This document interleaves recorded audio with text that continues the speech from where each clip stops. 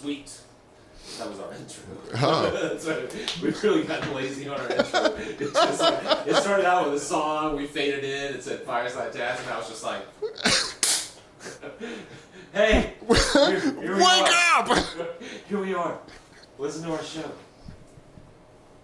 It is episode, it's up. A million? It's episode 9 or 10 of Fireside Tats tonight. We haven't decided which because we can't remember what the last one was. We have somebody. Who is it? Somebody breaking in? Ivy. Oh, Ivy. We have a special guest. Ivy Dinosaur. Hey, it smells like weed. Oh, shit. Cut. We're recording. There you go. Huh. Intro. It's pretty loud. It's really loud. It's the way we start every. It's like 1, 2, 3, 4. That's our show. That's that's pretty good. Yeah, thanks. Came up with that. It's episode 9 or 10 of Fireside Tats. Another Monday night is upon us. We missed last Monday night. Because of the storm. Yeah, the Monday night storm. Oh God, we'll never forget that. Yeah. So we missed last week. So it's been 2 weeks since we've done a Fireside. We're probably a little rusty. This is my co-host David Evans. he looks good. Yeah, I got my He haircut. really listened to Barbell Shrug. Who He did? really listened to their advice. Oh, he did. Yeah, he listened to Barbell Shrug. We had strength and conditioning guys on that were talking about longevity and tattooing a Right. couple of weeks ago, and they like gave diet information. They actually talked about how to heal your skin from the inside out. They talked about getting tattoo.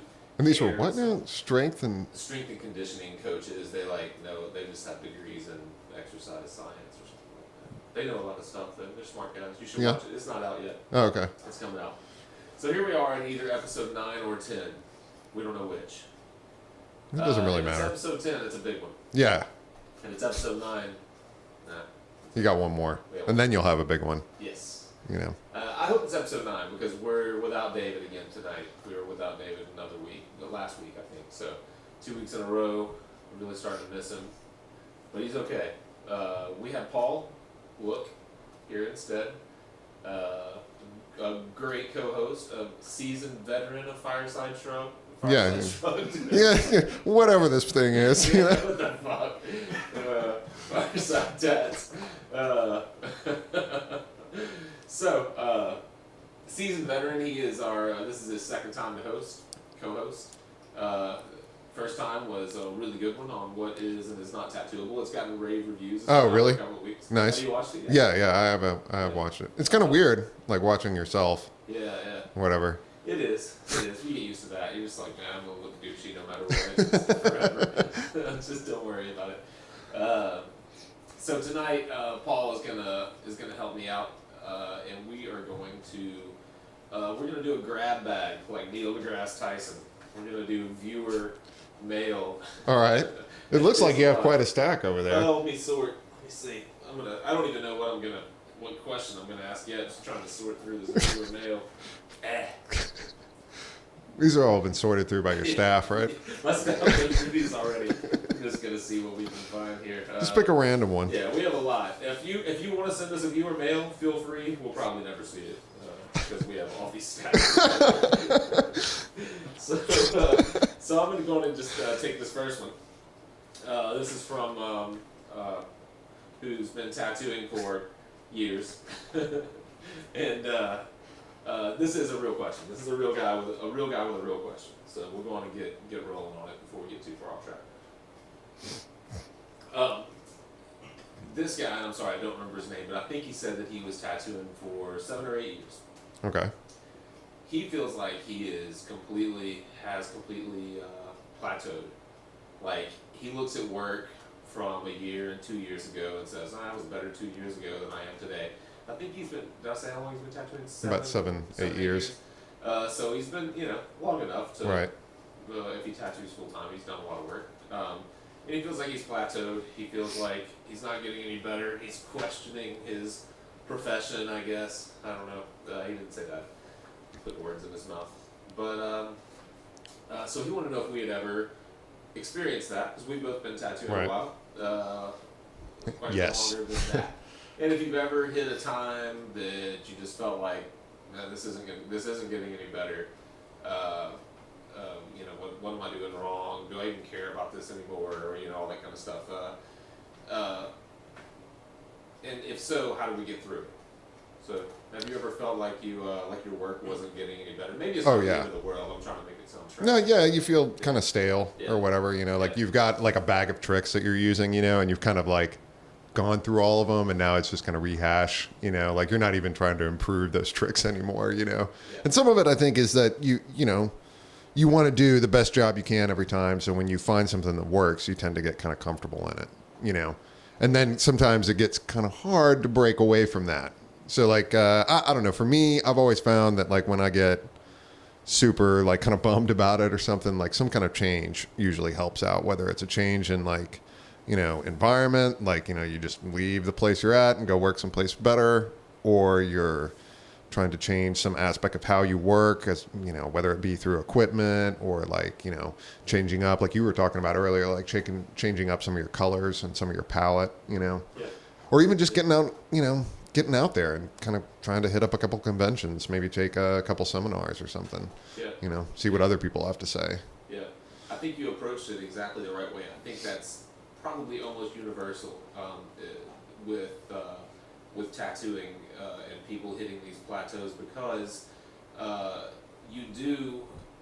there needs to be some sort of consistency to your work, Right. because it's just the way that what tattoos kind of require. Right. You learn a way technically to manage a tattoo machine that makes a solid tattoo, and you need to follow those Those kind of rules. those rules that work for you. So that makes it easy to get kind of stuck in a rut and do things that work over and over. And that probably means, lining the same way, shading the same way, drawing the same way, making your motions to feel solid color the same way, using the same colors because you know how one color blends into another, what contrasts with that. Yeah, what it'll look like when it's done, like. Yeah, how it heals, everything. So that makes it very easy to drive yourself into a ditch and just get stuck and just go like, oh my god, everything I'm doing looks the same. And I don't know if this guy was talking about, technically he feels like his tattoos aren't as good as they used to be, like he's losing something on the technical side of things, or the artistic side, or both. I kind of assume both. It seems like it's kind of, they're both kind of intertwined, you know what I mean? Like, how you apply it is going to influence how you draw it, because if you're smart about it, you'll try and draw it in a way that'll make it easy for you to apply it, I don't know. Doing, like, it sounds really dumb, but like doing those seminars and stuff, like that's made a big difference for me, because it's nice to go and see, especially if you can take one from somebody that you kind of know their work a little bit. So I don't know whether you kind of like. Have you been doing a lot of seminars, or man, the last one that I did was I think it was one of those Paradise tattoo gatherings or whatever, and it's not a convention, it's just seminars, like 2 days of it, and it's kind of hard because you're getting up at like 10 or whatever, or 9 in the morning and stuff, but man, it's really nice to see people that their work and what it looks like, what the finished product looks like, and now you're kind of getting to see the steps they take to get there. And I don't know, a lot of those guys that were up there was like Guy Atchison and Nick Baxter, Boris. There's this other French dude up there who was really good. But they all worked in this kind of like accomplished that. Yeah. That Paradise, both the Paradise Tattoo Convention and that Paradise Gathering, which is just kind of an artist thing, are both stacked with really, really solid artists. And it's awesome to see, because they'll like literally walk you through like, the step by step, if it's a good seminar or whatever, of like what they did to kind of accomplish this tattoo, And it can kind of change the way, you work. Like, it's not like you have to like start working exactly like them, but you may modify something or find something that works a little bit easier for you, or makes it fun again, Yeah. I think that goes for any kind of convention that you go to, anything that's supposed to make you better at your job. A lot of times it's presented like you should do this, but when people say this is my process, this is how I do things, you're like, oh, it's all or nothing, I'm going to do that. Right. But you find that you just take bits and pieces. That's why there are conventions that feature, a dozen or more artists or professionals of whatever the convention is, because the idea is just to take tidbits from each one Right. of them and try to incorporate it into what you all already do. Yeah. And that's not just for tattooing. That's just for Yeah, really business anything. Yeah. conventions, yeah, whatever, any kind of convention, I'm sure. It's So refreshing to conventions- get a new take on it. Yeah. You know. I agree. And sometimes just to like, you know, like when it's somebody that you respect and they get up there and they start talking about some kind of problem or something that maybe you've run into and you're like, oh, wow, that's really cool that, you know, like they're having the same issue than I am. And this is how they kind of work through it, you know? Yeah, yeah. So conventions are just educating yourself, getting out there, looking at other artists' work would kind of go in the same, would be in the same vein as going to conventions and listening to their processes, just changing something up. You mentioned, and I had mentioned it when we were preparing for the show a little bit, that I'll go and buy colors that I've never used. I'll Yeah. buy, I mean, not, you know, maybe from a manufacturer that I've never used, but I'll at least like buy 2 or 3 inks that I've never used before, Right. and I'll make myself start using them. And what that does is it makes me change my entire color palette. Yeah. I can still use my other tones. I just have to mix them different, or my other colors. I just have to mix them differently and try to relate to this new one that I've like established. Right. And New That- color that you've introduced or whatever, you know, yeah, like, yeah. So I think that I think that helps me a lot to do that. Also, getting into other mediums, like just draw differently. If Yeah, if doing- you're not a painter, paint or go Yeah. to what we were talking about seminars. yeah. If you're a tattooer and you've never painted, go to a painting seminar. It'll change the way you think, much Yeah. in the same way, you know, because you have to like approach it differently. There's a different set of rules for that, you know. Yeah, yeah. You really do. It'll change it'll change your thought process from the foundation.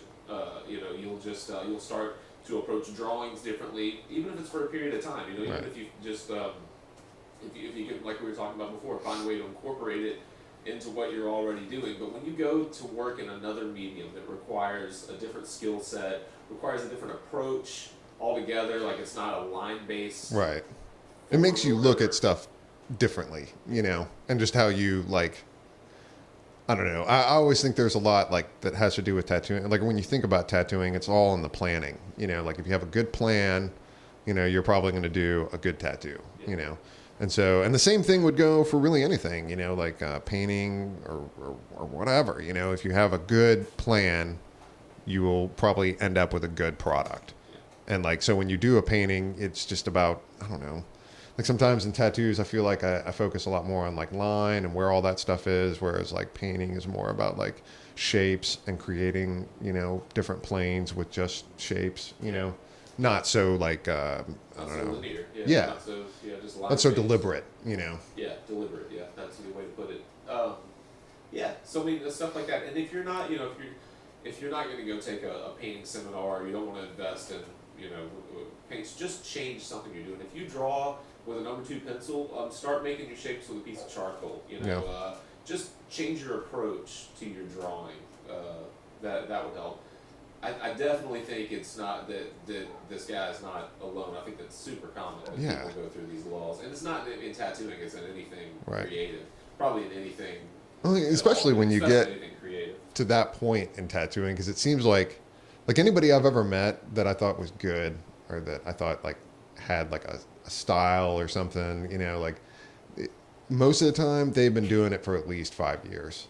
Yeah. So it seems like almost like it takes you about that long to get your kind of your artwork and then your kind of technical abilities and, you know, knowing like how stuff is going to react when you do it, you know, and how it's going to heal, you know, Yeah. like I don't know, like once you pass that marker, sometimes I think it's really easy to kind of get into a rut, you know, because you feel like, you know, not like mastered it or whatever, but you definitely have a better understanding than you did 5 years ago, you know, or 7 years ago. Yeah, you know your medium. You know how to put in a solid tattoo. Hopefully at the 5-year point, and yeah, like you're saying, your artwork. You finally started to manipulate your tattoo machines to do what you do Right. on whatever other mediums you work in.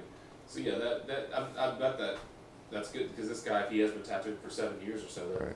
Yeah, he's right there, Right. you know. Yeah. I just had a point and I forgot it, but yeah, I think that is that is super common in any, especially a creative form. Oh, I know what I was gonna say. If you think about doing tattoos for a living, as opposed to most other 9 to 5 jobs that you Right. might have, you can't really sleepwalk through your job Yeah. and not be noticeable. Right. So if this guy were had any other profession, he probably it wouldn't stick out to him as well. Right. He's probably his own worst critic for one thing. He's Right. probably looking at his own work far more critically than either of us would from 2 years ago till Right. today. I bet there's probably not the difference in our eye that there is in his. Right. And that's the point. You really you just can't sleepwalk through putting in a tattoo. You have to commit. You have to will a tattoo. in your Right, skin, yeah, you know, yeah, like, yeah. there are times And you got to where- do the same thing every Right. time, you know, like, it's a very discipline based Right. art and discipline based career or job. And so when you lose that discipline for any period of time, it shows in your finished product. And that's something that a lot of people that don't tattoo probably don't realize is what both a physical and mental job it really is. People think like, oh, this is the greatest job in the world. You sit around and draw pictures. yeah, It's like, man, it's not really like drawing right. pictures. It's like I'm physically tired when Right. I finish putting in a tattoo. You Yeah, really I mean, have to it- will a tattoo into the skin. And that's just like when you're actually doing it, you know, like I always, the thing that, like I like doing tattoos. The thing that annoys me about this job is all the preparation that you have to do, you know? Because like, I mean, even if you're going to like do it as simply as just drawing stuff on or whatever, you have to have something like or I have to have something worked out on a piece of paper or some kind of like thumbnail or Your something. client, if nothing else. Yeah, Like, you know, not just the so one I'm not seeing it. like, okay, now what am I gonna do? You know, like I'm just doodling or whatever on somebody's arm for 2 Yeah. hours. You know, that's not good. Yeah, it's not very fair to them or their checkbook. Right, yeah. Or whatever. I don't guess you say checkbook anymore, but yeah, so Their credits, sort of right. credit situation. Well, good man. I hope we I hope we help the guy out a little bit. Yeah, I get don't out think- there. Yeah, man, keep tattooing. Do something different. Change your medium. Go to a seminar. Get some new machines. Get some new machines. That's a good idea. Get some You know, new inks if you want. spend to some money, Yeah, you know. spend a little money to get better. If you want some if you want to take a trip, go watch a seminar. If you just want to spend Yeah. a little money, buy a new machine or some new inks, and just know that you're probably not alone in that battle. Right. It's something that everybody goes Everybody goes through that junk. through. Yeah. Let's before we get to our next question, we're a little ways in. Let's take a quick break and refill our waters and Yeah. go through the rest of this email. Paper mail. And this is gonna be It's a take really while. long It's break. gonna be a long night. We'll see you guys in a minute. We're back. We are. We sorted all that mail. There was so much. I had a lot of good questions. I don't remember any of them. Though. Yeah, no. Well, I remember the one that. There's one. The one we answered already. Yeah. And the one we're about to answer. Yeah. That's the So only two. two that I remember. So we have another question that wasn't from a tattooer. The last time you were on the show, we discussed Rotary versus Coil tattoo machines, and we talked about the idea of actually having a show where Right. we discuss the advantages and disadvantages. We want people that use rotaries and people that use coils. We're both kind of coil guys, although Yeah. we've used rotaries. So we're not going to really have that discussion tonight. We're going to have it when we have a rotary person come in and Somebody that uses them. all the time Yeah. to do all their work. So, so we're going to do that later, but we will at least answer the question of what the differences are from a fundamental mechanical standpoint. Go ahead, give us just the fundamental difference, and we'll kind of expand as we go. You don't have to hit everything. Well, I mean, the main difference is how the armature bar gets pulled through the machine, or how the needle gets pulled through the machine. Like a rotary does it with a motor, and a coil machine does it with magnets.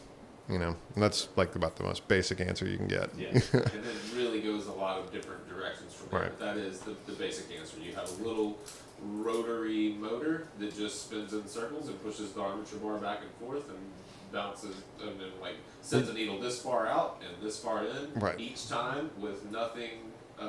No resistance. With no real resistance, no real consideration for resistance. Right. Resistance of skin, resistance of concrete walls. Yeah. It's just gonna. It is going to push go that shit in through. and come out, you know, Yeah. every single time. Yeah.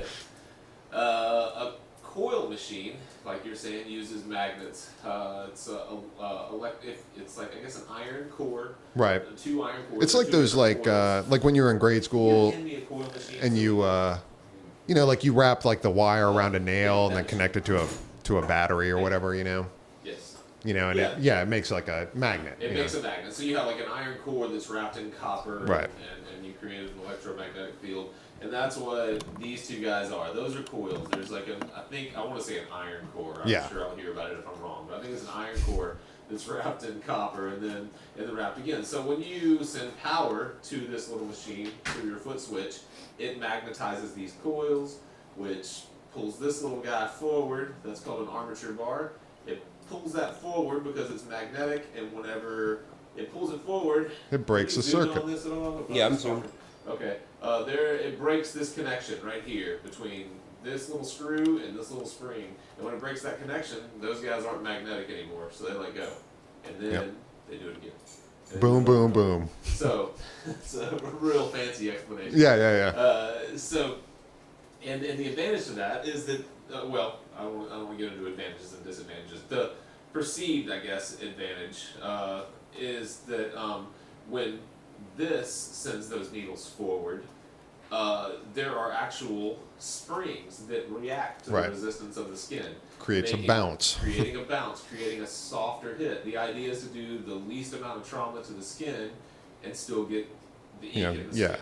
Good results. Right. You want ink that stays in the skin, so you need to get consistently deep enough and consistently deep enough to leave ink in the skin. Right. Do it while doing as little damage as you possibly can. So you have one machine that just goes, Right. and one machine that reacts to skin. And there's also a couple of different kinds of rotaries and stuff, you know, like there's the English rotary, you know, that kind of spins in a circle. And that's kind of like the cassette motor, like what you think about like people in jail using or whatever, you know. And then there's like a linear rotary, which just kind of goes, you know, back and forth. Yeah, that's true. I don't really know which one's better. I don't know either. Yeah. I know the Swiss ones are the best. Right, yeah. That's what I hear. That's what we hear. If you, Swiss yeah, ones are- Swiss that's ones the are way to good. go. Yeah. Now there's a third kind of machine that we won't get too much into. That's a pneumatic that I know people were using for quite a while. Oh, the It's air power. cannon? Yeah. Yeah. And I still see people use it from time to time. I have no experience with it. Yeah, I'm sure I've you never do. used one. But it They make a lot of noise from the freaking there's a air compressor. Yeah. You know? You can get a silent compressor though. That doesn't It doesn't like make all the noise. Yeah. you know, doesn't like yeah. But that's the biggest disadvantage. The one thing, excuse me, about coils and rotaries is that you can use everything else that you Right. already have. Yeah, Your power tubes, supply, needles, power supply, all that tubes, stuff. needles, power supplies, clip cords or RCA's or whatever you use. Whereas with these pneumatic, you have to buy air compressors. Yeah, and air it's a whole hoses, new different- setup, you know. Yeah, so that's a big difference, and I think that was really they may work great, but I'll never know because I'm not changing out. I have Yeah. a super nice power supply over there by Icon that I'll probably use for Yeah. quite a while. I'm not going to go buy it. Right, yeah. I mean, how do those things even work? Like, there's no motor or anything. It's just running off of the air that's Yeah, it just pushing lets- through the compressor, I yeah, guess. and I guess it just lets it through impulses or something like Right. that, so it works the same way. And I guess with it being, I'm making stuff up right now, but I'm guessing with it being air powered, that maybe like it throws it out, but when it bounces back Right. or when it comes back, air is not like a rotary machine. Right. It still should react. I have no fucking idea. Yeah, those things. There's some magic to There's those some things, you magic know. to those, yeah. If anyone uses those, please tell us. I'd love to know. I mean, I've talked to a couple of people. A guy that worked here with us years ago, Leif. Do you remember? Yeah. I remember Leif. He was all about him. He bragged about. But he just used coils. Yeah, he had used someone else's and was saving to buy them or whatever. But he had used them Oh, okay, personally alright. and really loved them. But I have no experience. With Yeah, them, so. I don't know. I mean, it probably works. You know, it's probably just another tool that you can use, you know, to do it. The biggest point we can make, and I'm sure when we do the rotary and coil comparison show, it'll come down to whatever you can make, put in a solid Right. tattoo. I have some really nice machines that I bought that are like one-offs from custom builders. Right. And I have, national swing gates that I bought a Yeah. kit for $60 and put it together myself. And I can make good tattoos with all those Yeah. and everything in between. I'm sure with rotaries or pneumatics or whatever you're using, you just have to you have to learn to make the machine do what you want it to do, or learn to adapt to it. Right. Use it for a little while. So, Well, yeah, there's all these like, little, I don't know, like how much needle you hang out, will kind of vary. Like, it'll vary from coil machine to coil machine, and it'll also vary a lot, like, on coils versus rotaries or whatever, because you're not having to play with as much, resistance or whatever from the skin. Yeah, yeah. I've learned. I haven't used a lot of rotaries, but I do have one of yours.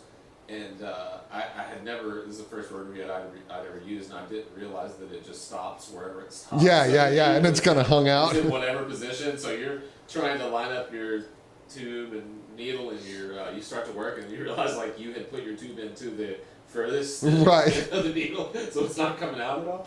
You're like, well, that's weird. So you have to learn to look at the back of the tube. Right, yeah, and make sure it's like, I always would like push it the furthest out and then kind of like, I don't know, guess about, how much I needed to go in there. I'm starting to figure it out. It's something to get used to. Right. From a coil mindset. Have you hung up yet? No, I haven't. Luckily, that sounds ugly. I'll just say I haven't. Anyways, I'm sure my people I tattoo watch the show. Well, you would know. No, like, yeah. I haven't. I do. I mean, without getting too far into the rotary and coil thing, the rotary of yours that I'm using, which is not a super high end fancy rotary, it's a pretty basic one. I like the way, I like the consistency of it. The thing about a rotary machine is that it's basically maintenance free. I guess you maybe oil the motor at points, but Keep it clean. yeah, keep it clean. There's no real maintenance to a rotary machine, whereas there is fairly consistent maintenance to a coil machine. The trade-off is a rotary machine, or I'm sorry, a coil machine. If you maintain it and change springs, it basically has an unlimited lifetime. Right. Unless it gets ran over. Yeah, and whereas that kind of stuff is really not that expensive to change out, or very cheap. not. I mean, it's tricky, but if you know someone that knows what they're doing, have them show you, because it's worthwhile to know. You should always know. If you're using a coil machine, you should buy a second one. When you can afford it, and start tinkering with your first liner and use it and see what Or it get does. one of those kits or whatever, those things are Put one great. together, Yeah. yeah. That changed it for me whenever I actually bought a kit and put a machine together. And it was out of necessity at the time. I just didn't. It was a lot cheaper to buy a kit than it was to buy a finished machine. I was like, I'm sure there's instructions. Right, yeah, no. And that started me on my long journey of how to make a tattoo machine work. But but the point is, coils will last forever, and a rotary has a lifespan. Yeah, eventually that motor's motor's going to stop burn. turning. It's not going to work anymore. Right. But then you just get a new one, I guess, or Especially if you buy them for $80 or $90. Yeah, right. And I mean, that's the thing. Like sometimes, like when you're buying those things, man, simple is better. Sometimes I think, not to get too off the subject of exactly what they are, but right. Anything else on the way that they work, the basic differences between the two? The show for the Rotary comparison show might still be a few weeks away. So if you have any Rotary questions or any like fundamental questions about the two, so that the show makes they're more cool. sense, you should send them over through the Facebook or the through the internets. the Twitters. That's basically it with as far as. I've had some people like tell me that they didn't think the rotaries hurt as much, but I don't know if that's. It seemed like those people that were telling me that it was the same people that were telling me coil machines didn't hurt as much. They were getting smaller tattoos that just didn't take as long. Yeah.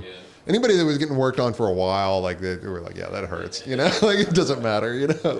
I can't imagine that it makes much of a difference from the client standpoint. So if you're getting so we got that question from someone that doesn't tattoo. I assume that. I think that's true. And so if you're getting a tattoo, just trust whatever they use. It's right. like, It doesn't matter. Don't run away if there's like that person doesn't know what they're doing. They're using a rotary. Right. Yeah. It's a lot of people do great tattoos with every kind of machine. Yeah.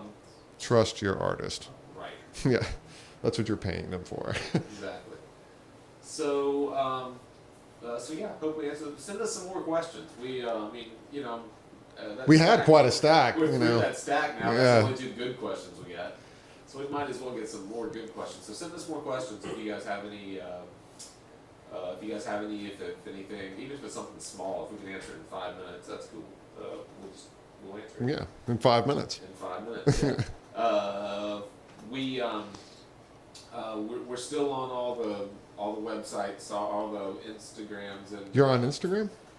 yes. What's your You know Instagram? what? On Instagram, I've been saying Fireside Tats, and I did set one up, but I just only post under mine, which is Plug Ugly Art.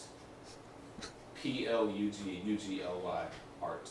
Nice. But I'm putting Fireside stuff up on it sometimes, and I'm gonna try to put up more. I was gonna manage 2, but that's kind of a hassle. Yeah, yeah. So, You should get some of your staff to do that. Yeah, I should.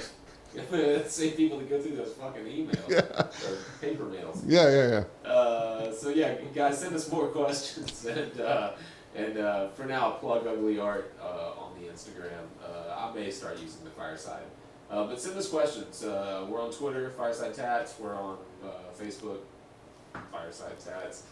Paul is still at No Regrets and P-Look what? PLook79 P-Look 79 on the Instagrams. Book yourself. If you an like to appointment. look at pictures. If you like to look at pictures, which Yeah. is important to a lot of people get Yeah, tattoos. yeah, yeah. So Pictures are cool, man. Yeah, I treat Instagram like my It's like a little portfolio. portfolio. Yeah. Like I don't know. I've updated my Instagram 20 times since I put anything in my actual portfolio. And it's so easy. I mean, you know, like I hate updating websites and all that stuff because even like Facebook or any of that stuff. It's kind of a pain in the ass. Yeah, on Instagram you don't even really have to say anything. Yeah. You can just like push the picture, push Instagram, push share. And Done. People will figure out what it is. Yeah, yeah. I never say anything. Yeah. I want to communicate as little as possible. You know, just words. right. Yeah, with words. Yeah. Well, they say, you know, art, like, what is it? A drawing is worth 1,000 Picture's words. worth 1,000 Yeah, words. yeah, yeah. That's why I always tell people not to get text tattoos, because I can give you 1,000 words for the same price as like 10. It's a terrible. Yeah, it's just a terrible waste of money. Waste of money to get words. You know. Just get a picture. It's a bargain. Right. Yeah. All right, guys. Thank you. We'll see you guys in episode 10 or 11. Yeah. Or 11.